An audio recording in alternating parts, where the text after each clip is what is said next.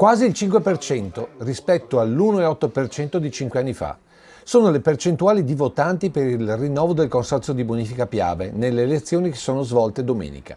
Un incremento di votanti certamente da analizzare in un'epoca di costante astensionismo politico da parte dei cittadini.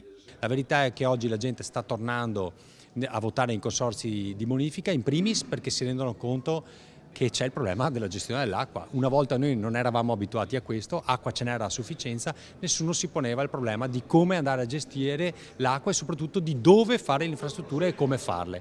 Oggi che c'è questa difficoltà, necessità, la gente si sta svegliando. Soprattutto i cittadini che hanno casa o piccoli appezzamenti sono stati la novità, diventando la metà dei votanti in queste elezioni, che fino alla scorsa tornata nel 2019 vedeva la prevalenza delle altre due fasce, ovvero quelle dei professionisti della terra. E l'altro dato arriva con la conferma di Coldiretti come prima lista nelle tre fasce, ma subito dopo la terza lista, ovvero quella definita da molti dei ribelli, che a preferenze arrivano con 346 del candidato Davide Rosin, quasi a ridosso dell'attuale presidente Amedeo Gerolimetto, che raccoglie in testa 349 voti.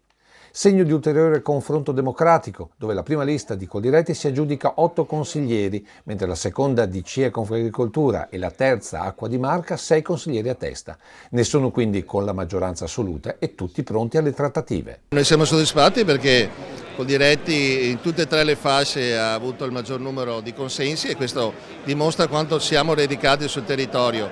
Si sapeva che non era facile perché comunque le forze in campo erano tante e agguerrite, però riteniamo che ancora una volta le associazioni di categoria hanno fatto la loro parte. E allora qual è il messaggio delle altre due liste? Il messaggio è che noi vogliamo chiudere l'accordo con le altre associazioni, per noi di riferimento, Confagricoltura e CIA, in modo da dare quella continuità e quel supporto necessario per governare bene come è stato fatto negli ultimi 5 anni.